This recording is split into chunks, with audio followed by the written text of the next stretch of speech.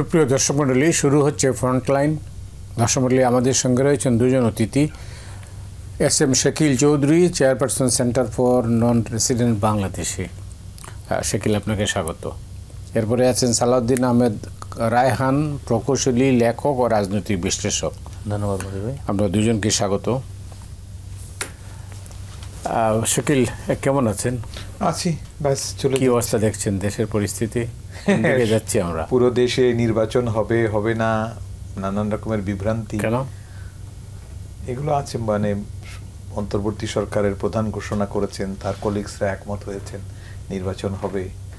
কতিপয় বা কোনো রাজনৈতিক দল তাদের মানে পছন্দ মতো সবগুলো কাজ এখনো হয়নি বলে তারা মনে করছে নির্বাচন হবে না, অথবা নির্বাচন ব্যাহত হবে। এই কথাও আমরা শুনেছি অন এয়ারে আপনাদের মাধ্যমে, যে নির্বাচন হতে দেব না, এই কথাও আছে।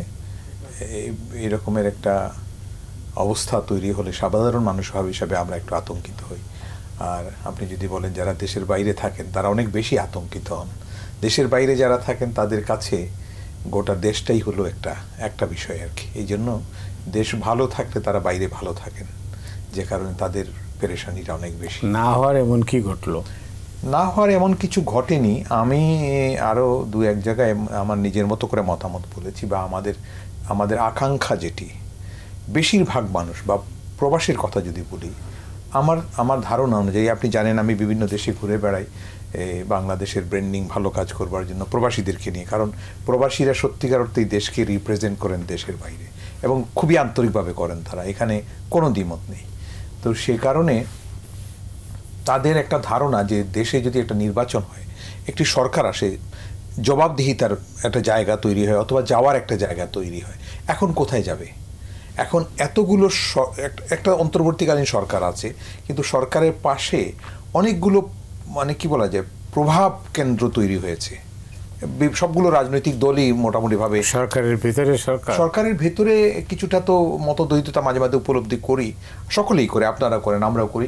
সেটাকে যদি বিবেচনা নাও করি বা সেটাকে যদি উজ্জ্বল রাখি, প্রতি সরকারের চারপাশে যে সরকার যাদের সমর্থনে সরকার, অর্থাৎ রাজনৈতিক প্রতিষ্ঠানগুলো, এগুলোর মধ্যে যে ভিন্নতা, মতদ্বৈততা, নিজেদের একটু সুপিরিয়রিটি জাহির করা, ক্ষমতা প্রদর্শন করার একটা চেষ্টা, এগুলো কিন্তু খুব আতঙ্কিত করে প্রবাসী, বিশেষ করে যারা সরকারের কাছে যেতে চান। এখন সরকারের কাছে যাবেন, এই সরকারের মধ্যে যে এই যে প্রভাব বলয়গুলো আছে, এগুলোতে কি কাজ হবে হবে না, এগুলো নিয়ে একটা দ্বিধা আছে। তাদের ব্যবসা বাণিজ্যের চিন্তা যাদের আছে, যারা একটু ব্যবসা বাণিজ্য করেন, বিষয় সম্পত্তি যাদের আছে, এখন কিন্তু সাধারণভাবে প্রবাসীর মধ্যে কিন্তু দারুণভাবে যেভাবে উচ্ছ্বাস ছিল 24 পরবর্তী সময়, জুলাই অভ্যুত্থানের পরবর্তী সময়, যে একটা সুস্থ জীবন ব্যবস্থা এবং রাষ্ট্র কাঠামো এবং নতুন বন্দোবস্ত, যে কথাটা বলা হয়েছিল, নতুন বন্দোবস্ত। এই নতুন বন্দোবস্ত মানেই হচ্ছে যে পচা জীর্ণ ব্যবস্থাপনার বাইরে এসে একটা আধুনিক মডার্ন কনসেপ্টের মধ্যে যাবে। আপনি জানেন আমাদের প্রবাসীদের মধ্যে কিন্তু এখন বিভিন্ন দেশে দ্বিতীয় তৃতীয় প্রজন্ম কিন্তু তৈরি হয়ে গেছে। এই তৃতীয় প্রজন্ম কিন্তু আপনার এই মানে কি বলা যায়, ওই যে ব্যাকবাইটিং আর এই জিনিসগুলো পছন্দ করে না। আর রাজনীতি নিয়ে এত কৌশল, এগুলো তারা স্ট্রেট ফরওয়ার্ড তারা দেখতে চায়। কারণ তারা ওইসব দেশের রাজনীতিগুলো কিন্তু অনেক জটিলতা আছে উপরে, কিন্তু একেবারে মাস লেভেলে কিন্তু খুব জটিলতা, সেরকম এত মানে ক্যারিকাচার নেই। সে কারণে তারা কিন্তু কিছুটা হতাশ হচ্ছেন। তারা যারা উজ্জীবিত হয়েছিল, যাদের প্রোফাইল লাল হয়েছিল তরুণদের মধ্যে বিদেশে, এই সরকার আসবার পরে আমি দুবার, জুলাই, আগস্ট, সেপ্টেম্বর, অক্টোবরের দিকে আমি দেশের বাইরে বিভিন্ন দেশের প্রবাসীদের সাথে মত বিনিময়ে গেছি। আমাদের রুটিন প্রোগ্রামের মধ্যেই 7টা দেশে গেছি আমি এই পরিবর্তনের পরে। প্রত্যেকটা জায়গায় কি হচ্ছে দেশে বা কি হবে, তাদের মধ্যে একটা উচ্ছ্বাস অনেকের মধ্যেই দেখেছি, বিশেষ করে তরুণদের মধ্যে, মানে নবপ্রজন্ম যেগুলো এখন তারা দায়িত্বে আছেন। আমাদের আপনাদের যারা প্রজন্ম, এরা কিন্তু পিছনে চলে গেছেন। আপনাদেরটা তো আরও অনেক আগেই, আমাদেরটা হয়তো এর মধ্যে পিছনে চলে গেছেন। এখন তাদের পরবর্তী যে প্রজন্ম জেগে উঠেছে, তারা কিন্তু এত জটিলতা দেখতে চায় না, এত বেশি স্বার্থপরতা, রাজনৈতিক স্বার্থপরতা। আমি কথাটা অন এয়ার এই কারণে বললাম, প্রত্যেকটি দলের মধ্যে তার দলের অনুভূতি বা দলের পছন্দ বা দলের চাহিদা, দলের সুবিধা কেন্দ্রিক একটা আছে, স্বার্থপরতা আছে, এটি কিন্তু জাতীয়ভাবে অনেক সময় যায় না। আপনি আপনার মতো করে একটা জিনিস বিবেচনা করছেন, আপনি মনে করেন এখান থেকে চট্টগ্রামে যাবেন, আপনি ট্রেনে যেতে পছন্দ করুন, আরেকজন বলছেন না না ট্রেনে না, আমি প্লেনে যাও, প্লেনটা ভালো, এখন আপনি চাপিয়ে দিবেন সেটা প্লেনে যেতে হবে। এই জিনিসটাই কিন্তু মানে সাধারণ আকাঙ্ক্ষার সাথে যায় না। আপনি প্লেনে যেতে চান প্লেনে যান, আমি ট্রেনে যেতে চাই আমাকে যেতে দেন, আমি হেঁটেও যাব। সৌদি আরবে এই দেশের মানুষজন হেঁটে হজ করতে গেছেন, এখন তো অথবা আমি যাব না, বা আমি যাব না, অপশন ইজ দেয়ার। আমার মনে হয় যে এখানে মানে অসহিষ্ণুতা বেড়ে গেল কিনা, আমি অসহিষ্ণুতা সমাজে তৈরি হলো কিনা, কারণ তারুণ্যের যে উন্মেষ ঘটেছে, যে মেধার চর্চা তারা যেটা করেছেন, একটা জায়গা থেকে এসে তারা রাজপথের সংগ্রাম আন্দোলন করে যে সফলতা অর্জন করলেন, এর পরবর্তী পর্যায়ে যে ডেলিভারি জায়গাগুলো আছে, এখানে কিন্তু ঠিক ওই তারুণ্য দিয়ে কিন্তু রাষ্ট্রশাসন, এটা আরেকটা অভিজ্ঞতা। আপনি যেটা বলছেন তাতে আমি এটা ধরে নিতে পারি যে উচ্ছ্বাস যেন দীর্ঘশ্বাস না হয়। নিশ্চয়ই নিশ্চয়ই আমাদের আকাঙ্ক্ষা দীর্ঘ আকাঙ্ক্ষা। আমি ফিরবো আপনার সঙ্গে আবার। কি রায়হান সাহেব, আপনার দৃষ্টিতে আপনি কি মনে করেন যে এই যেটা শাকিল বললেন, বাস্তব অবস্থাটা, যেহেতু আপনার রাজনীতির বাইরের লোক, আপনারা কি চিন্তা করছেন? ধন্যবাদ মধু ভাই, শুভেচ্ছা আমার সহলোচককে। এখন যে অবস্থা বিরাজ করছে দেশে আর কি, সেটা হচ্ছে যে এখন কিন্তু আসলে অন্তর্বর্তী সরকার যেটা চাচ্ছে সেটা হচ্ছে যে আসলে তারা তাদের দিক থেকে কিন্তু আন্তরিকতা দেখাচ্ছে যে নির্বাচন হবে বা নির্বাচন ফেব্রুয়ারিতে করতে চাচ্ছে এরকম, কিন্তু কয়েকটি রাজনৈতিক দল তাদের কিছু এজেন্ডা নিয়ে এগিয়ে আসছে। বিশেষ করে জুলাই সনদের ব্যাপারটা এখানে আসবে, কারণ নির্বাচন যেহেতু এখন ঐক্যের একমাত্র কেন্দ্রবিন্দু হবে সামনের দিকে। যদি দেশে নির্বাচন না হয় তাহলে দেশে যে এখন যে অস্থিতিশীল অবস্থা বিরাজ করছে সেটা কিন্তু স্থিতিশীল হবে না। সমস্ত এফডিআই থেকে শুরু করে ফরেন ডিরেক্ট ইনভেস্টমেন্ট থেকে শুরু করে সব কিছু কিন্তু নিম্নগামী। হ্যাঁ, তো এগুলাকে স্টেবল করার জন্য ব্যবসা বাণিজ্য আর্থিক অবস্থা এবং মানুষের জীবনমান আর্থসামাজিক উন্নয়ন করার জন্য নির্বাচিত সরকার প্রয়োজন। এবং প্রথম দিকে আপনার এই অন্তর্বর্তী সরকারের একটু দ্বিধাদ্বন্দ্ব থাকলেও এখন তাদেরকে যথেষ্ট আন্তরিক মনে হয়, যেহেতু প্রফেসর ইউনিয়ন গতকাল আইন উপদেষ্টা নিজেও বলেছেন যে যেহেতু উনি আন্তর্জাতিক মানের ব্যক্তি, ওনার কথার কোনো বরখেলাপ হবে না। কিন্তু সমস্যাটা যেটা হচ্ছে সেটা হচ্ছে যে দুই একটা তিনটা রাজনৈতিক দল তাদের কিছু এজেন্ডা আছে, সেই এজেন্ডা তারা বিশেষ করে জুলাই সনদের তারা বলছে, জুলাই সনদের আপনার আইনি ভিত্তির কাঠামোর কথা। তো সেখানে দেখেন জুলাই সনদে কিন্তু অনেক বিষয়ই বৃহত্তম স্টেক হোল্ডার বিএনপি কিন্তু এগিয়ে এসেছে। অনেকগুলো জিনিস তাদের যে রাজনৈতিক বন্দোবস্ত ছিল 31 দফা তারা দিয়েছিল, সেখান থেকে সরে এসে তারা কিন্তু সেখানে অ্যাকোমোডেট করেছে তাদের যে কথাবার্তাগুলা। কিন্তু আপনার তরুণদের রাজনৈতিক দল এনসিপি বা জামায়াতে ইসলামী এই ধরনের রাজনৈতিক দলগুলা তারা তাদের যে এখন নির্বাচনের যে পরিকাঠামো যেটা তারা চাচ্ছে, গণপরিষদ নির্বাচন বা ইত্যাদি ইত্যাদি, আপনার উচ্চকক্ষে পিআর ইত্যাদি, এই ধরনের জিনিসগুলা তারা বেশি হাইলাইট করছে। এবং এই ধরনের জিনিসগুলা তারা অ্যাকোমোডেট করে তারা চাচ্ছে যে নির্বাচনটাকে, আমার দৃষ্টিতে আমার ব্যক্তিগত মতামতে, তারা হয়তো নির্বাচনটাকে ডিলে করার একটা চিন্তা ভাবনা তাদের আছে। কিন্তু এটা সবাই একমত হবে কেন? সবাই তো একমত নাও হতে পারে না, সবাই একমত। এখন জুলাই সনদে দেখেন 84টা বিষয়ে জুলাই সনদে কিন্তু ঐকমত্য হয়েছে। এবং তখন কিন্তু জুলাই সনদের লাস্ট যে মিটিংয়ে প্রফেসর আলী রিয়াজের নেতৃত্বে লাস্ট মিটিংয়ে কথা ছিল যে 2 বছরের মধ্যে এই জিনিসটা আপনার সম্পাদন করা হবে পরবর্তী সংসদ। কিন্তু এখন কিন্তু দেখেন এনসিপি মিনহোয়াইল ইতিমধ্যেই তাদের একটা দাবি তুলেছে, বয়ান তুলেছে যে না, এখন তাদের এনসিপি এবং জামায়াতে ইসলামী যে আমাদের এরা আপনার আইনি কাঠামো লাগবে। তা আইনি কাঠামোর ব্যাপারেও আগামী সপ্তাহ থেকে আবার আলোচনা শুরু হবে রাজনৈতিক দলগুলোর সাথে। সে কিন্তু বিএনপি কিন্তু আন্তরিক। বিএনপি গতকালকে স্ট্যান্ডিং কমিটির মিটিং করেছে, বিএনপি স্ট্যান্ডিং কমিটির মেম্বার যিনি স্পেশালি এটার দায়িত্বে, এখানে আরেকটা আন্তরিকতা তারা কীভাবে প্রকাশ করেছে আমি আপনাকে যথেষ্ট স্পেসিফিক বলতে পারি। একমাত্র বিএনপি কিন্তু দেখবেন যে একটা নির্দিষ্ট টিম ঐক্যমত্য কমিশনের সবগুলো মিটিংয়ে অংশগ্রহণ করেছে।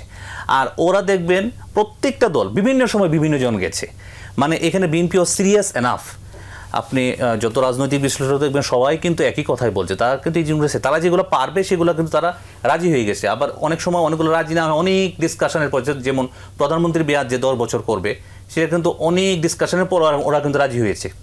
70 অনুচ্ছেদের ব্যাপারে যেমন আস্থা বিল এবং আস্থা ভোট এবং অর্থ বিল, এই দুইটা বাদে যে 70 অনুচ্ছেদ ওরা রাজি হলো, এটাও কিন্তু অনেক ডিসকাশনের পর হয়েছে। তার মানে ওরা কিন্তু আন্তরিক আছে। এবং আমি আজকে বিজনেস স্ট্যান্ডার্ডের একটা ইয়েতে দেখলাম, স্ট্যান্ডিং কমিটির মিটিংয়ে ওরা সিদ্ধান্ত নিয়েছে যে আরও কিছু বিষয় হয়তো, যে খসড়াটা 27 পৃষ্ঠার খসড়া তো ওদেরকে দেওয়া হয়েছে সমস্ত রাজনৈতিক দলকে, সেখানে 8টা অঙ্গীকারপত্র আছে। 8টা অঙ্গীকারপত্রের মধ্যে 3টাতে কিন্তু স্পেসিফিক্যালি বিএনপি এবং বিভিন্ন দলের অবজেকশন, 2 নাম্বার 3 নাম্বার এবং 4 নাম্বার, আমি পরবর্তী রাউন্ডে হয়তো বলতে পারবো এটা স্পেসিফিক। হ্যাঁ, তো এখানে তাদের আপত্তি আছে। তারপরেও কিন্তু ওরা বৃহত্তর স্বার্থে যেন নির্বাচনটা হয়, দেশটা যেন স্টেবল অবস্থায় আসে, সেই জন্য তারা কিন্তু আপনার বিএনপি কিন্তু কিছু বিষয় আরও ছাড় দেওয়ার চিন্তা ভাবনা করছে। ওই তাদের যেই নোট অফ ডিসেন্ট দিয়েছে তারা 9টা, সেই নোট অফ ডিসেন্টের মধ্যেও কিছু, যেখানে উচ্চকক্ষে পিআরের বিষয়টাও আসবে এবং সিগনিফিকেন্টলি প্রধানমন্ত্রী যে আপনার আপনার একটা সরকার রাজনৈতিক দলের প্রধান, সে যে আপনার সরকারের প্রধান এবং দলের প্রধান থাকবে না, এই বিষয়ে তারা একটা চিন্তা ভাবনা করছে। এটা আমি জাস্ট পত্রিকা থেকে পড়ে জানলাম, হয়তো তারা এই বিষয়েও একটু লিবারেল হতে পারে। সুতরাং আপনি দেখেন যে বিএনপি কিন্তু as a larger stakeholder তার কিন্তু অনেক ধরনের আন্তরিকতা আছে, কিন্তু অন্য দলগুলো যদি শুধুমাত্র ওই জায়গায় থাকে যে আমি গণপরিষদ নির্বাচন, ওরা তো ওদের বিষয়গুলোও পরিষ্কার করে না। গণপরিষদ নির্বাচন বলতে কি বোঝায়? বাংলাদেশ 1971 সালে জাতীয় মুক্তি এবং স্বাধীন রাষ্ট্রের জন্য আন্দোলন, মানে যুদ্ধ হয়েছিল। তখন থেকে আজকে 54 বছর পার হয়ে গেছে। তখন একটা গণপরিষদ হয়েছিল, গণপরিষদ আমাদের সংবিধান হয়েছে। তাদের যুক্তি বা অন্যান্য আমাদের তখনকার সময় বুদ্ধিজীবীদের যুক্তি ছিল যে পাকিস্তানের যারা আপনার নির্বাচিত প্রতিনিধিদের দ্বারা গণপরিষদের এরা ছিল, তাজউদ্দিন আহমেদ সবাই পাকিস্তানের 1970 সালে লিগেল ফ্রেমওয়ার্ক আন্ডারে যে নির্বাচনটা হলো ইয়ার, তো ওই আন্ডারে হয়েছিল। সুতরাং ওইটা অ্যাপ্লিকেবল না 72 সালের ডিসেম্বরে যে সংবিধানটা পাস হয়েছে। কিন্তু এই জায়গায় আমি ফিরবো আপনার কাছে আবার। অনেক ধন্যবাদ শাকিল। তাহলে সংকটটা আসলে কোথায়? আমি যে কথাটা বললাম, আমাদের ধারণা অনুযায়ী সংকটটা হচ্ছে যে প্রত্যেকে যার যার সুবিধা মতো জিনিসটা চাচ্ছে। আমি চাই সব কিছুই চাই, কিন্তু আমার মাপ অনুযায়ী যেন হতে হয় আর কি। এই কথাটা আমাকে বুঝতে হবে যে তোমার মাপে হয়নি সবাই, তুমি হওনি সবার মাপে। সত্য যেটা ওটাকে মেনে নিতে হবে। উনি কিছু কথা বলেছেন, হয়তো একটা রাজনৈতিক দলেরকে উনি ওনার বক্তব্যটা আরো ভালো করে উপস্থাপন করতে পেরেছেন। আমি জেনারেলি বলতে পারি প্রত্যেকটা রাজনৈতিক প্রতিষ্ঠান তাদের অভিজ্ঞতার একটা ব্যাপার আছে। এখানে অভিজ্ঞতার আলোকে, রাষ্ট্র শাসনের আলোকে, প্রতিষ্ঠান রাষ্ট্র বা রাজনৈতিক প্রতিষ্ঠান চালানোর আলোকে যদি আপনি বলেন, উনি যেটা বলেছেন যে বিএনপির হয়তো সেটির এখানে একটু অভিজ্ঞতাটা তার দীর্ঘ এবং পরিপক্কতা আছে। এই পরিপক্কতার থেকে তারা কিন্তু, এবং তাদের যিনি এই দলটাকে চালিয়েছেন, তাদের ভারপ্রাপ্ত চেয়ারম্যান, তিনি দীর্ঘদিন দেশের বাইরে থেকেও দলটাকে ধরে রাখতে যে সমর্থ হয়েছেন, আমি মনে করি এটা তার একটা বড় ক্রেডিট।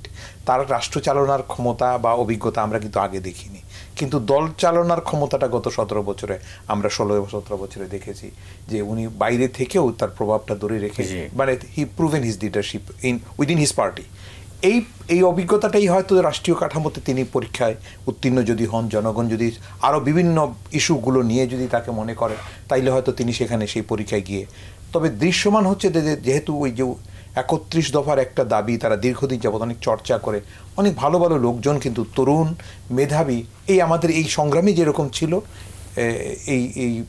এই রাজনৈতিক দলটি কিন্তু তাদের অনেক তরুণ মেধাবীদেরকে এই রিসার্চ ডেভেলপমেন্ট ওয়ার্কে কাজে লাগিয়েছেন। এটি আমি জানি, দেশের বাইরে আমি অনেকের সাথে কথা হয়, এগুলো কিন্তু অন্যান্য দলেও আছে। কিন্তু বাকি যারা আছেন, যেমন জামাতে ইসলামে নিশ্চয়ই তাদের কিছু থিঙ্ক ট্যাঙ্ক বা কিছু রিসার্চ ডেভেলপমেন্টের কাজ আছে। এনসিপি কিন্তু, যদি তৃতীয় চিন্তার কথা বলি, আমাদের এই তরুণদের সম্পদ যেটি তরুণ শক্তি, এদের কিন্তু সেটি অনেক বড় করে প্রচারিত হয়নি। যেমন 16-17 বছর আগে এখনকার যারা নেতা, তারা কিন্তু 7-8 বছরের শিশু। এখন তাদের বা একেবারেই কিশোর বয়সী যদি বলেন, তাদের পরিপক্কতা কিন্তু আমরা মনে করতে পারি তারা পরীক্ষায় এই জুলাই মাসেই কিন্তু একটা ভালো পরীক্ষা দিয়েছেন, দিয়ে তারা আনকম্প্রোমাইজিং অ্যাটিটিউড, সত্যের পথে থাকা, সৎ পথে থাকা, কোনো রকমের লোভ লালসার কাছে পদানত না হওয়া। কিন্তু জুলাই পরবর্তী সময়ে সাধারণ মানুষের মধ্যে বা দৃশ্যমান অনেক কিছু দেখে আমাদের মনে হয় যে তাদের কিছুটা ডেভিয়েশন হয়েছে কিনা। যদি এটি হয়ে থাকে, যেগুলো দেখছি তাদেরকে মিডিয়া ট্রায়ালের কথাও তারা কেউ কেউ বলছেন, এগুলো আমরা নিশ্চয়ই কামনা করি না, কিন্তু এই তরুণ সম্পদটাকে আমরা বিপদগামী হতে দিতে চাই না। কারণ এটি যদি বিপদগামী হয়, এই তল্লাটে বা এই দেশে আর কোনোদিন তরুণ সম্পদ মাথা দাঁড়াতে পারবে না, কারণ কেউ আর বিশ্বাস করবে না। কারণ তরুণদের আন্দোলন তারা সামনে রেখে পিছন থেকে কিন্তু সব গার্জিয়ানরা তাদের সাথে ছিল, রাজনৈতিক দলগুলো ছিল, তাদের অভিভাবকরা ছিল, শিক্ষক ছিল, ছাত্র ছিল, স্কুল কলেজের কর্মচারী কর্মকর্তা প্রত্যেকে কিন্তু, যেহেতু আমার ছেলেটা মিছিলে আছে আমি তাকে শক্তি যোগাই, এই রকমের প্রতিবেশীরা সহায়তা করেছেন। এই সহায়তাটা কিন্তু একটা জায়গা থেকে এসছে, এটা নিষ্ঠাবান, আন্তরিক এবং অত্যন্ত সত্যনিষ্ঠ একটা সংগ্রামের মধ্যে ছিল। বিভিন্ন কারণে লোটতরাজ, রাজনৈতিক হেনস্থা, দেশে বিদেশে বহু মানুষ পালিয়ে থাকতে হয়েছে অনেক বেশি পরিমাণে, দীর্ঘ সময়। এখনও কিছু লোকজন পালাচ্ছেন, সেটাও আছে, কিন্তু অতীতে দীর্ঘ সময় ধরে বহু লোক এরা কিন্তু অনেক সিম্প্যাথি ক্রিয়েট করেছিল সমাজে। এই সিম্প্যাথিটাও কিন্তু এই তরুণদের নেতৃত্বের আন্দোলন, আমি প্রায়ই বলি যে এরশাদ বিরোধী আন্দোলনে কিন্তু 90-এর সংগ্রামটা সফল হয়েছিল ছাত্র সংগ্রাম পরিষদের ব্যানারে, ওটা কিন্তু কোনো রাজনৈতিক দলের ব্যানারে নয়। তাই এই কারণে সবাই ওখানে এক হতে পেরেছে। এখানেও তরুণরা যখন এসছে, যেহেতু তারা কোনো পলিটিক্যাল ব্যানার নিয়ে আসে নাই, তরুণ সমাজ, বৈষম্য বিরোধী ছাত্র বলে সবাইকে এক করতে পেরেছে, সবাই ওর কাছে গেছে। যদি ওটা বিএনপি করতো এটি হতো না, যদি জামাত ইসলাম করতো এটি হতো না। এবং আজকে যারা এনসিপিতে যারা নিজেদেরকে চেঞ্জ ওভারে গেছে পলিটিক্সে, এই নামেও যদি তখন হতো এটা রাজনৈতিক প্রতিষ্ঠান, তখন কিন্তু বাকিরা কিন্তু যেতেন না। এখানে কিন্তু কন্ট্রিবিউশন আছে বিএনপির, এখানে কন্ট্রিবিউশন আছে জামাতে ইসলামীর, বাম সংগঠনগুলো কন্ট্রিবিউশন আছে, অনেকগুলো বাম রাজনৈতিক প্রতিষ্ঠানের নেতৃবৃন্দ, তাদের দল ছোট হলো, তাদের কিন্তু বোল্ডনেস আমরা প্রত্যক্ষ করেছি, তারা ছিল এবং তারা একটা মূল লক্ষ্যে দাঁড়িয়েছিল যে আমরা যাব, এই জায়গাটা আমরা উত্তীর্ণ হতে চাই, এবং তাদেরকে সামনে নিয়ে এটা উত্তীর্ণ করা গেছে। এবং তরুণ শক্তিটা সেই উত্তীর্ণ হওয়ার পথে শেষ যাত্রাটা তারা সফল করেছে। এই সফলতার পরে এখন যে তাদেরকে ক্লান্ত হলে হবে না, তাদেরকে এখন ডিরেকশন এবং তাদের গার্জিয়ানশিপটা, যারা নিশ্চয়ই কিছু গার্জিয়ানশিপ আছে, না হলে এই তরুণরা কীভাবে এত দীর্ঘ সময় এত সংগ্রাম করে মাঠে ছিল, এটা আমার ব্যক্তিগত বিলিভ। তাদেরও উচিত হবে কন্টিনিউয়াসলি এদেরকে মাঠে রাজপথে রাখা, মানে তাদেরকে ক্ষতিগ্রস্ত করা। লেখাপড়ায় ছাত্রদের ফিরে যাওয়া উচিত, যারা কাজকর্মে যাবেন তারা ফিরে যাওয়া উচিত, যাদের মধ্য থেকে নিশ্চয়ই একটা সেকশন আসবেন রাষ্ট্র দায়িত্ব গ্রহণ করবেন, কোন পেরিফেরিতে যাবেন সেটা নয়, প্রধানমন্ত্রী হবেন নাকি মন্ত্রী হবেন না এমপি হবেন আমি এই বিবেচনায় যাচ্ছি না, কিন্তু এই রাষ্ট্র পরিচালনার বিভিন্ন পর্যায়ে যে কার্যক্রমগুলো আছে, আমার সবচেয়ে বড় দাবি ছিল, আমি অনেস্টলি বলি, আমার ব্যক্তিগত মনের কথা বলি, আমার ধারণা ছিল, যেহেতু জুলাই আন্দোলনটা আমরা প্রত্যক্ষ করেছি একেবারে অত্যন্ত নিবিড়ভাবে, আমি ধানমন্ডিতে ছিলাম, আপনাকে বলেছি, আমি সারাটা দিন 7 মসজিদ রোডটা সারা রাত জেগে থাকতো, আমরা ওখান থেকে নানান শব্দ শুনতে পেতাম একেবারেই কাছে। তো আমি খেয়াল করেছি যে কি পরিশ্রম করছে এই মানুষগুলো, বাচ্চাগুলো, আমাদের আশপাশে সবগুলো বাড়ি কিন্তু তাদেরকে সহায়তা করেছে। এর কারণ কি করছে তার চেয়ে বড় জিনিস, আমার ছেলে, এই উপলব্ধিটা ছিল। এই উপলব্ধি থেকে যদি বাচ্চারা বের হয়ে যায়, আর তারা যদি মানে কি বলা যায়, সুশীল আচরণটা থেকেও বের হয়ে যায়, কিছু কিছু কথাবার্তা আমরা শুনছি, এগুলো ভালো লাগছে না। এই কারণে আমি তাদের মনে করেন একটু অগ্রজ হিসেবেও বলবো, আমি তাদের নেতা নই, তারা নিজেদের নেতা, কিন্তু তাদের বয়সের অগ্রজ হিসেবে বলবো, আমরা ছোটবেলা শুনেছি গুরুজনে করণতি, পাগুটা দীপ্তি একটা ব্যাকরণে আছে, পাগলে কিনা বলে গুরুজনে করণতি, দিনে দয়া করে, এই জাতীয় কিছু ফ্রেজগুলো আছে। তো গুরুজনে করণতি ওই ব্যাকরণ ছোটবেলা, আজকে থেকে 50 বছর 51 বছর আগে সেটা পড়েছে, আমারও মনে আছে, তারাও নিশ্চয়ই পড়েছেন। এই গুরুজনে করণতি এই জিনিসটা কি কমে গেছে কিনা, এটা কমে গেলে কিন্তু সমাজ কিন্তু মানে বিপর্যস্ত হবে, আমরা চাই না। এই সমাজে প্রবীণ এবং নবীন মিলেই এগোতে হবে। ধন্যবাদ আপনাকে। এই মুহূর্তে তো নির্বাচনের কোনো বিকল্প নাই, তো বিকল্প কি তা কেউ চিন্তা করছেন? নির্বাচনের একদমই কোনো বিকল্প নাই, কারণ আপনার একটা দেশে নির্বাচিত সরকারি সমস্ত ধরনের মানে ডেভেলপমেন্ট ওয়ার্ক থেকে শুরু প্রোগ্রেস, মানে যেটাকে বললে আপনার সুষমভাবে করতে পারে। আপনি দেখেন যে বর্তমানে যে সার্বিক পরিস্থিতি দেশের ভোলাটাইল অবস্থায় আছে, একদম অস্থির অবস্থায় আছে, আপনি কোনো কিছুতেই কোনো স্থিরতা নেই। প্রত্যেকটা প্রতিষ্ঠান বলেন, আপনি কিছুদিন আগেও দেখলাম আপনার পত্রিকায় যে একটা গত 15 বছর 15.5 বছরের ফ্যাসিস্ট শাসন আমলে আপনার যে শিক্ষক নিয়োগ হচ্ছে 54% শিক্ষক হচ্ছে আওয়ামী লীগের। তার মানে প্রতিটা প্রতিষ্ঠানে এরকম একটা অবস্থা বিরাজ করতেছে। এখন নির্বাচন হলে কি হবে? নির্বাচন হলে একটা নির্বাচিত সরকার একটা জবাবদিহির আওতায় থাকবে, সে যেই হোক। মানুষের মনে মানে তরুণদের তারা যেই জিনিসটা বলে সবসময়, তারা বলতেছে যে আমরা তো আসলে বিশ্বাস করতে পারতেছি না এনসিপির কথা, যে আসলে এই ধরনের যে বেসিকলি তারা যে কারণে নির্বাচনটার ব্যাপারে এত বেশি মানে ব্যাকফুটে আছে, তারা বলতেছে যে এই যে বর্তমান যে শাসন কাঠামো আছে ইত্যাদি আছে, কিন্তু শাসন কাঠামো তো জুলাই সনদের মাধ্যমে পরিবর্তন হচ্ছে, যতটুকুই হোক অনেকটাই পরিবর্তন হচ্ছে, এবং এখানে সবাই সিগনেটরি থাকবে। আইনি কাঠামোর ব্যাপারেও কিন্তু কারো কোনো আপত্তি নাই এখন প্রত্যেকটা দলই কিন্তু আইনি কাঠামোর ব্যাপারে সুতরাং এর মাধ্যমে যখন নির্বাচন হবে, নির্বাচন হলেই কিন্তু দেখবেন ইনভেস্টমেন্ট থেকে শুরু করে আসলে ইনভেস্টমেন্ট তো আসতে হবে।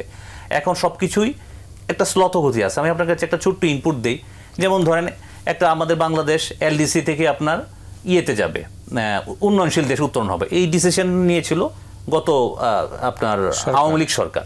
তারপরে এই সরকার এসে আবার এটাকে করলো 2026-এর 24 নভেম্বর এলডিসি থেকে উত্তরিত হবে।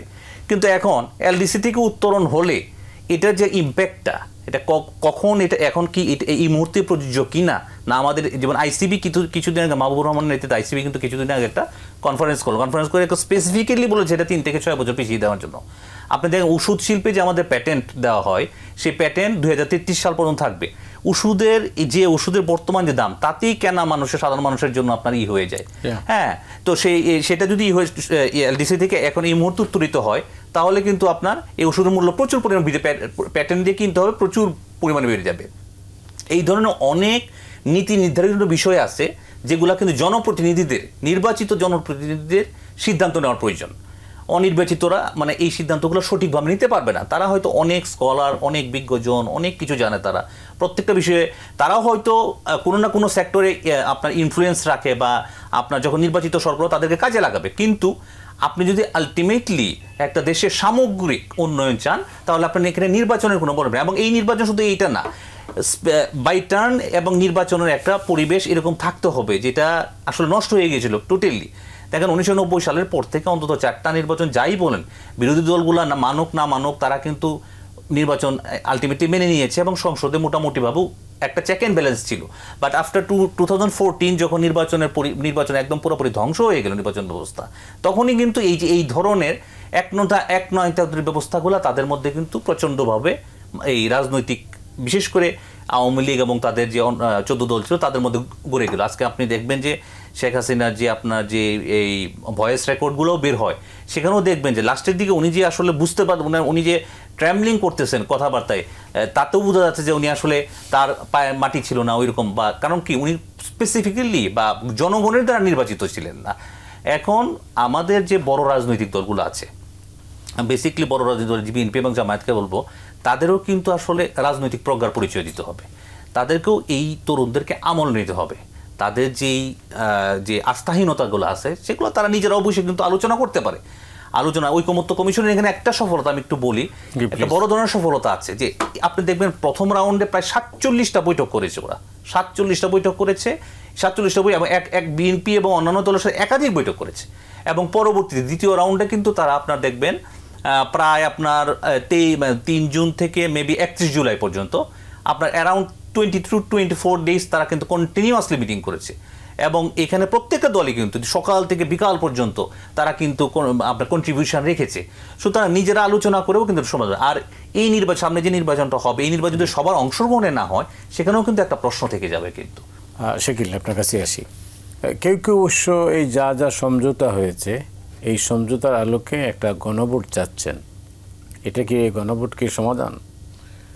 দেখেন, এগুলো হচ্ছে প্রসেসগুলো কি হওয়া উচিত, ঐকমত্যের ভিত্তিতেই হওয়া উচিত। আপনি যদি মনে করেন গণভোট হবে, তাহলেও কিন্তু সকলকে মিলে, আমাদের কেয়ারটেকারের যিনি চিফ অ্যাডভাইজার, তিনি কিন্তু যখন দায়িত্ব নিলেন, তিনি কিন্তু জাতির সামনে বলেছেন সবাই মিলে যে কথাগুলো বলবো ওইগুলোই সংস্কার করব, করে আমরা একটা নির্বাচনের মধ্যে দিয়ে যাব, এবং আমরা চেষ্টা করব যত বেশি বাড়ি সংস্কার করতে। এবং তার কমিশনগুলো চেষ্টা করেছে। আজকে যদি আপনি গণভোটের কথা বলেন, আমাদের বড় একটা, আমি মনে করি একটা ঘাটতি ছিল কি, এই তরুণরা যে সংগ্রাম করেছেন, তারা মাঠে ছিলেন, ওয়ারফিল্ডে ছিলেন, তারা ওয়ার করেছেন, জিতেছেন, এবং উইদাউট এনি আর্মস তারা জিতেছেন। এটা হচ্ছে মনের জোর, জনগণের সমর্থন। এরা কিন্তু এই প্ল্যানিংগুলো করেন নাই যে কী কোন জায়গায় কীভাবে হওয়া উচিত। ডক্টর ইউনূসকে যখন চিন্তা তারা করেছেন, আমরা মনে করেছি অনেক ভালো একটা চিন্তা করেছেন। তাৎক্ষণিকভাবে ওই সময় ডক্টর ইউনূস ছাড়া সবার কাছে গ্রহণযোগ্য মেনে নিতে পারি এর কোনো লোক আমাদের হাতে ছিলেন না। উনি ছিলেন বলে এই জাতি পুরো 3 দিন সরকারবিহীনভাবে অপেক্ষা করেছে ডক্টর ইউনূস আসবেন, দায়িত্ব নেবেন, এবং আমাদের তরুণরা যথার্থ পছন্দ করেছিল আন্তর্জাতিক তার যে মর্যাদা, তার অবস্থান, এগুলোর কারণে। আজকে যে কথাগুলো শুনছি, আজকেও 2-1টা জায়গায় বোধহয় কিছু কমেন্টস দেখেছি, যারা তাকে এত পছন্দ করে, এত শ্রদ্ধা করে এনেছেন, তাকে যদি আজকে অসম্মান করেন, কথাবার্তার মধ্যে যদি হয়, তাহলে তিনি তো বিব্রত হবেন। এবং তিনি যদি সম্মানী মানুষ, তিনি যদি মনে করেন এই অসম্মানের সময় আমি থাকবো না, আমার সাথে ওনার কোনো দিন কোনো অনুষ্ঠানে আমি যাইনি, এবং আমার কোনো সুযোগও ছিল না দেশে অথবা বিদেশে। মাঝে মাঝে প্লেনে বা এয়ারপোর্টে দেখা হয়েছে। শুধু যেদিন তিনি নোবেল পুরস্কারটা পেলেন, ওই দিন সোনারগাঁও হোটেলে একটা অনুষ্ঠান হয়েছে, আপনার মনে থাকতে পারে, এই যে ঢাকার সাবেক মেয়র যে আনিসুল হক, ওনারা মিলে একটা অনুষ্ঠান করেছিলেন, ওই অনুষ্ঠানটাতে আমি গিয়েছিলাম। এরপরে আর ওনার সাথে আমি বলার উদ্দেশ্যটা হচ্ছে, মনে করার কোনো কারণ নাই যে ডক্টর ইউনূসের ইউনূস সেন্টারের সাথে আমার কোনো যোগ আছে। আমি ডক্টর ইউনূসের ইন্টারন্যাশনাল যে অ্যাক্সেসগুলো আছে, তার মাইলেজগুলো আছে, এই মাইলেজগুলো আমি দেশের সাথে যদি নিতে চাই, এইটার বেনিফিটস যদি এই জাতিকে এবং দেশকে যদি দিতে চাই, রাজনীতিবিদরা বিভিন্নভাবে বলতে পারেন উনি এটা, উনি ওটা, এটা রাজনীতির কথা। অর্থনৈতিক খাতে বাংলাদেশের অর্থনীতিকে সামনের দিকে নিয়ে যেতে হলে ডক্টর ইউনূস যে দরজাগুলো নক করতে পারেন ব্যক্তিগত সম্পর্কের সুবাদে, আমার দেশে এখন আর কেউ সেটা পারে না, একমাত্র ডক্টর ইউনূস পারেন। আমি মনে প্রাণে বিশ্বাস করি ডক্টর ইউনূস কন্টিনিউ করেন, এবং নির্বাচনটা যথাসময়ে উনি করে যান।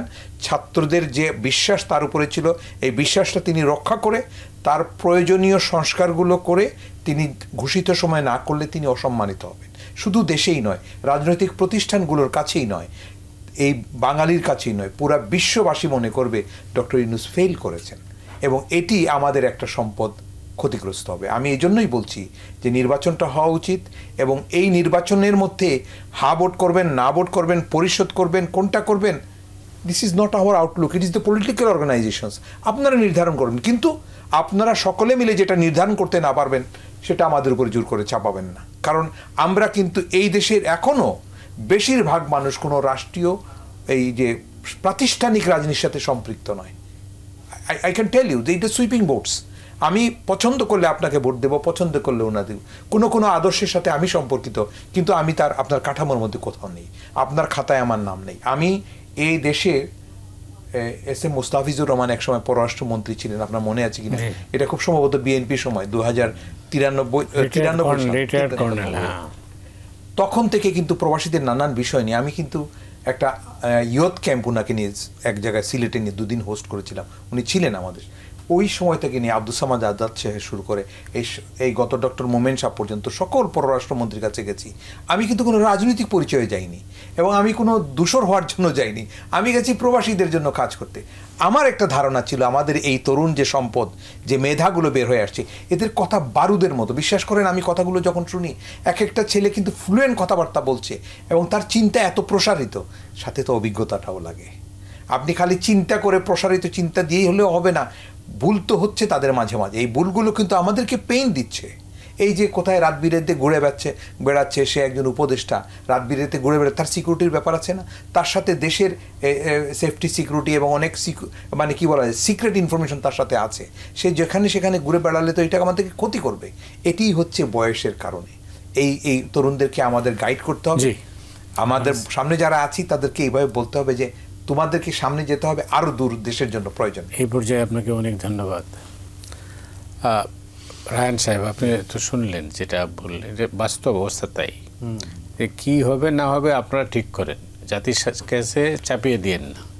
তো এখন যে পরিস্থিতি দাঁড়িয়েছে, এটা কিন্তু একটা চাপানোর মতো অবস্থা হচ্ছে।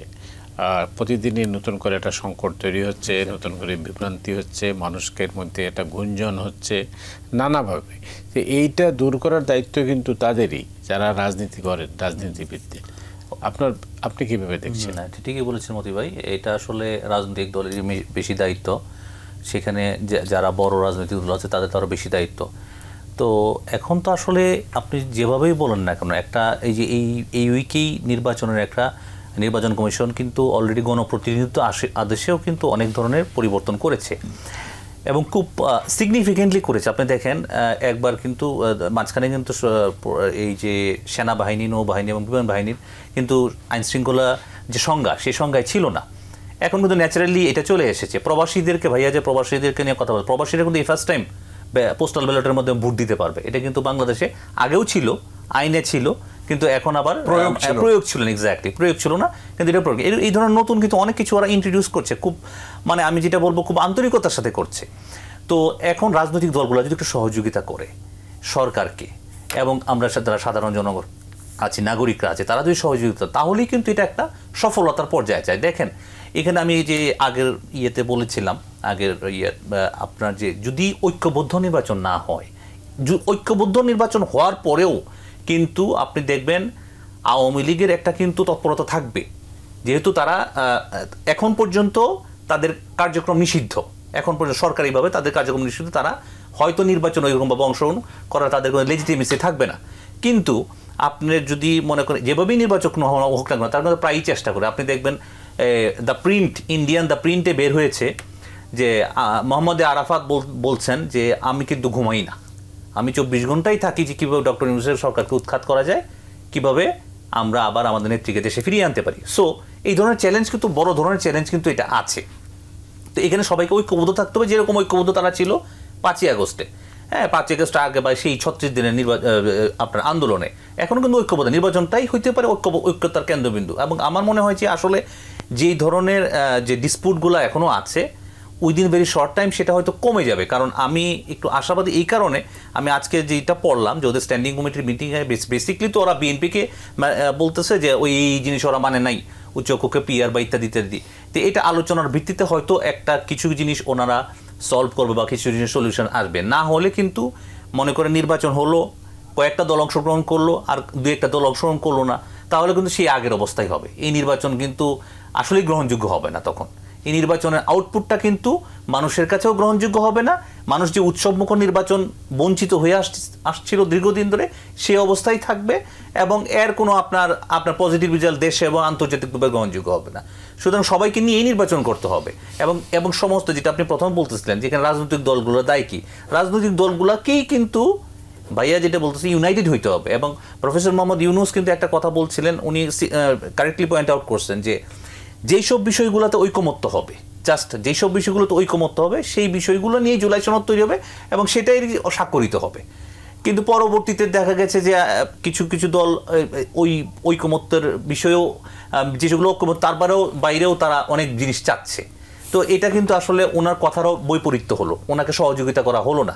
তা আমরা আশা করি যে এই রাজনৈতিক দলগুলা যারা এই এখনও নির্বাচনের ব্যাপারে একটু টালটমল অবস্থায় আছে, তারা আগামী সপ্তাহে হয়তো ঐকমত্য কমিশন আবার তাদের সাথে কিন্তু বসবে এবং ওপেনলি বলেছে অলরেডি তারা কিন্তু বিভিন্ন অ্যাটর্নি জেনারেলের সাথে বসেছে, অন্যান্য আইনজ্ঞদের সাথে বসেছে, এটা কীভাবে আইনি কাঠামো দেওয়া যায়। এবং বিএনপি খুব আন্তরিকতার সাথে এটাকে অ্যাগ্রি করেছে। তারা কিন্তু বারবারই বলছে যে তারা চাচ্ছে নির্বাচনটা হোক। ভাইয়া বলছিল যে অভিজ্ঞতার একটা বিষয় আছে, তারা তো রাষ্ট্র পরিচালনা যেভাবে হোক অনেকদিন করেছে, তারা 1991, 96, 2001 থেকে 2006 তাদের রাষ্ট্র অভিজ্ঞতা আছে। সেই অভিজ্ঞতা থেকে তারা চাচ্ছে যে নির্বাচনটা হলে দেশে কিন্তু একটা স্থিতিশীলতা আসবে এবং দেশের মানুষ একটা সামাজিক রূপান্তর পাবে যেটা তাদের ফেভারে যাবে সার্বিকভাবে। এবং আমার যেটা মনে হয় আর কি, যে রাজনৈতিক দলগুলো এখন যেভাবে জবাবদিহিতার আওতায় আছে, প্রত্যেকটা জিনিস কিন্তু ঐকমত্য কমিশনের যে মিটিংগুলো আছে প্রত্যেকটা জিনিস কিন্তু এরকম লাইভ হয়েছে বিটিভিতে। সুতরাং রাজনৈতিক দলগুলো কিন্তু এখন আর চাইলেও খুব সহজে এখন মিডিয়া এবং অন্যান্য জিনিস এত বেশি আপনার ভিজিলেন্ট, এত বেশি সতর্ক যে চাইলেও কিন্তু ওরা বিপথে যাওয়ার সুযোগ কিন্তু খুব কম। অনেক ধন্যবাদ শাকিল। আপনি তো এই প্রবাসীদের নিয়ে কাজ করেন, তাদের মনোভাব জানেন, পোস্টাল ব্যালটে তাদের প্রতিক্রিয়া কি? পোস্টাল ব্যালটে আসলে খুব বড় আকারে নির্বাচনে অংশগ্রহণ করবার সুযোগ তাদের হবে আমি এটি মনে করি না। আমি কালকেও একটু বলেছি, আমি চেষ্টা করছি নির্বাচন কমিশনকেও ব্যাপারটি পৌঁছাতে যে এটাকে অনলাইনে করা যায় কিনা। পৃথিবীর বহু দেশে কিন্তু অনলাইনের ভোটিং সিস্টেম আছে, তারা এগুলো এক্সারসাইজ করেছেন। ইন্ডিয়া থেকে ইন্ডিয়াতে তো আপনার বিদেশিদের প্রবাসীদের কোনো ভোটিং রাইটই নাই। তাদের যে বিদেশে যারা থাকেন তাদের কিন্তু ভোটার নাই। এই যে এনআরআই আছেন তাদেরকে কি অন্য দেশের নাগরিক হলে তাদেরকে কিন্তু ভোট দেওয়ার কোনো স্কোপই নাই।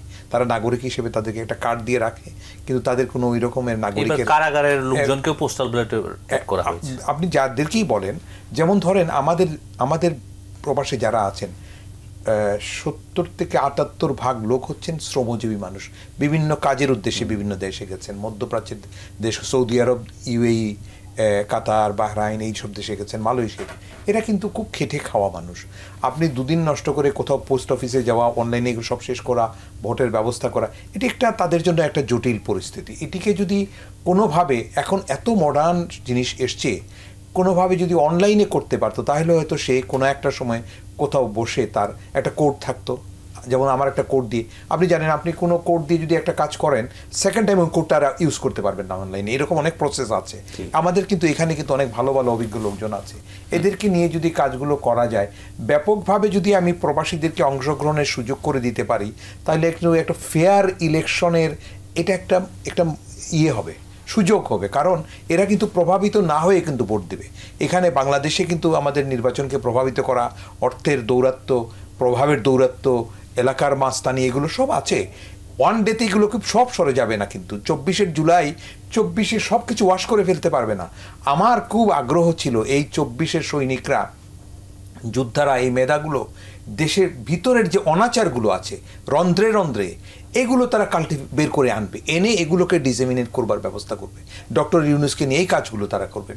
তারা রাজনীতি এসছেন, হয়তো তাদের চিন্তাভাবনা অন্যরকম আছে, বাট ওটা হলে আমার কাছে মনে হচ্ছিল তারা অনেক মর্যাদায় সম্মানে থাকতে পারতেন এবং রাষ্ট্রের সত্যিকার অর্থে কাজ হতো। 5-7 জন মন্ত্রী এমপি হওয়া নয়, অনেক বড় আকারে আমি এই তরুণদেরকে আমি এই দেশের রাষ্ট্রীয় কাজে লাগাতে পারতাম। বিভিন্ন মিনিস্ট্রির আন্ডারে বিভিন্ন রকমের সার্ভে, রিসার্চ, ডেভেলপমেন্ট, এদেরকে কাজে লাগানো যেতে, থিঙ্ক ট্যাঙ্ক হিসেবে তাদেরকে কাজে লাগানো যেত। এখনও যেভাবে তারা অনেক জিনিস প্রভাবিত করার চেষ্টা করেন, সেই কাজগুলো তখনও একটা তারা কি বলা যায়, একটা প্রেশার গ্রুপ হিসেবে সত্যিকার অর্থে রাষ্ট্রীয় সম্পদ হিসেবে থাকবেন। এখন হয় তারা এনসিপি থাকবেন, না হয় জামাতে ইসলামী থাকবেন, না হয় বিএনপি থাকবেন। তখন কিন্তু বাংলাদেশের রাষ্ট্রীয় সম্পদ হিসেবে তাদেরকে রাখা যেত এবং আমরা সকলেই এটাকে ওয়েলকাম করতাম। যা হোক, তাদের পছন্দ, তারা গেছেন। আমার মনে হয় যে এখনও সময় শেষ হয়ে যায় নাই। প্রবাসীদের ভোটাধিকার আমাদের দরকার এবং প্রবাসীদের মধ্যে তাদের অনেক জনপ্রিয়তা ছিল, এই তরুণদের। কিন্তু এই সাম্প্রতিক ঘটনা প্রবাহ, পত্রপত্রিকায় যেসব খবর প্রচারিত হচ্ছে, বিভিন্ন রকমের যে জিনিসগুলো কাম্য নয়, এগুলো যখন প্রচার হচ্ছে তখন বিদেশে মানুষজন হতাশ হচ্ছেন এবং এই হতাশা থেকে তাদেরকে বের করে এনে যেটুকু ভুল ত্রুটি হয়েছে এগুলো থেকে বেরিয়ে সামনের দিনগুলোতে সুন্দরভাবে সামনে কিভাবে নৈতিক অবস্থান থেকে তরুণ নেতৃত্ব এগিয়ে যেতে পারে সেই চিন্তাটা রাখা উচিত। কিছু কথাবার্তা আসছে, আপনি যখন বেশি জিনিসের উপরে প্রেস করবেন, মানুষ কিন্তু চিন্তা করে থাকে এটা একটু বেশি চাপ দিচ্ছে কেন, ওই বেড়া কি জানি শেয়ালের লেজ কাটার মতো, যে বেশি জিনিসের উপর প্রেস দিচ্ছে কোনো অসুবিধাটা কোথায়। এখন মানুষজন চিন্তা করা শুরু করছে কোন নেতা কোন সিটে কত ভোটে পাশ করতে পারবেন, এই হিসাবটা মানুষের মধ্যে এসছে। তখন কিন্তু মানুষ বুঝে যাবে যে তিনি বোধহয় এইটা রাষ্ট্রীয় প্রয়োজনে নয়, তার পাশ করার সুবিধার্থে বোধহয় এই জিনিসটা বলছেন। এই জায়গাটার চিন্তাটা রাষ্ট্রীয়ভাবে যাক, আমি এটা চাই না। আমরা চাই ভালো জিনিসগুলো হোক এবং রাজনৈতিক প্রতিষ্ঠানগুলো খুব পাবলিকলি স্টেটমেন্ট করবার দরকার নাই, নিজেরা বসেন, তিনারা আমাদের মুরব্বী, এই দেশকান্ত রাজনৈতিক প্রতিষ্ঠানের মাধ্যমে চালিত হবে, আমরা সেখানে যেতে চাই এবং তারা তাদের লিডারশিপটা প্রুভ করেন আমাদের কাছে। আমাদেরকে কোনো রকমের জিম্মি করা, ব্ল্যাকমেল করা, নির্বাচন দিব না, হবে না, এগুলো করে আর এই জাতিকে পেরেশানি করা ঠিক না। অর্থনৈতিক খাতের আপনি অবস্থা জানেন, আর প্রায় 500-600 ইন্ডাস্ট্রি বন্ধ হয়ে গেছে, কয়েক লক্ষ মানুষ দৈনন্দিন কাজ পাচ্ছে না। মানুষ, আমরা আত্মহত্যার একটা ঘটনা দেখেছি, সত্য মিথ্যা জানি না, এগুলো কিন্তু নীরবে দুর্ভিক্ষ চলছে গ্রামে শহরে। আমরা যারা গাড়ি গুড়ি চলছি, সুদীরা টাকা দিচ্ছে, সাধারণ মানুষকে কে টাকা দিচ্ছে, ও চলছে কিভাবে? এখন কি রাজনৈতিক চাঁদা দেয় মানুষজন? গরিবদের চাঁদা দেয়? ইলেকশনের ডিক্লেয়ার করলে বরং কিছু চাঁদা পয়সা দিতে পারে, কিছু খাওয়ানো দাওয়ানো হয়তো হতে পারে, কিছু মেজবান হবে। এই সাধারণ মানুষ কিভাবে পাচ্ছে?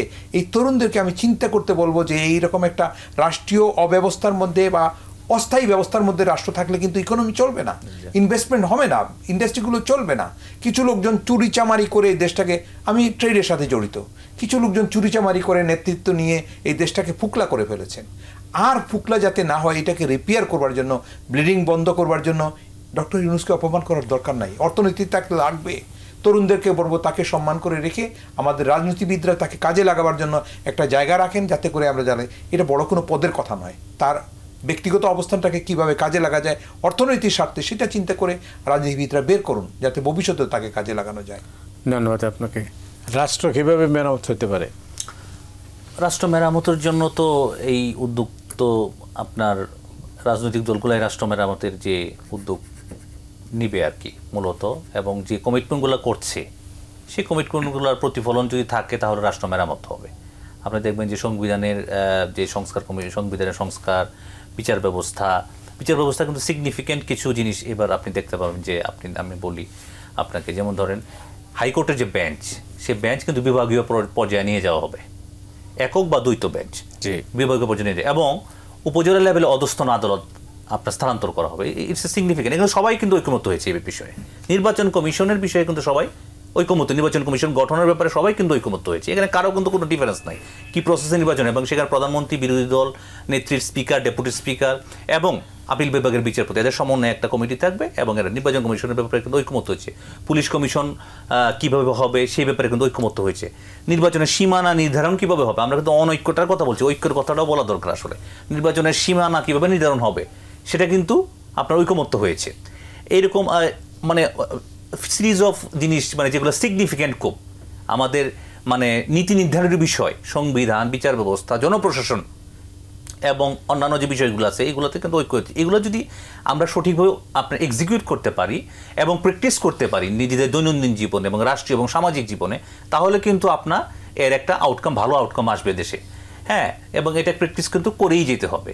আর ভাইয়া যে কথাটা আমি একটু ভাইয়ার সাথে খুবই একমত, যে এই যে এখন একটা ডিজাস্টার সিচুয়েশন, মানে ইকোনমিক্যাল ডিজাস্টার বলতেছি আর কি, ডিজাস্টার সিচুয়েশন, সেখান থেকে উত্তরণের জন্য এই রাজনৈতিক দলগুলা যদি সবাই ঐকমত্যভাবে আপনার নির্বাচনের দিকে এগিয়ে না যায়, তাহলে কিন্তু আপনার সামনের দিনে কোনো কারণে যদি নির্বাচন ফেল করে, তাহলে কিন্তু এটা কিন্তু খুবই ভয়াবহ একটা অবস্থা, আমাদের সবার জন্য একটা ভয়াবহ অবস্থা সৃষ্টি হবে।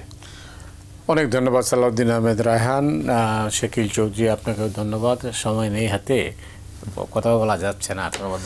দর্শক, আপনারা যারা এই অনুষ্ঠান দেখলেন, আপনাদের সবাইকে ধন্যবাদ জানিয়ে আজকের মতো এখানে বিদায় নিচ্ছি।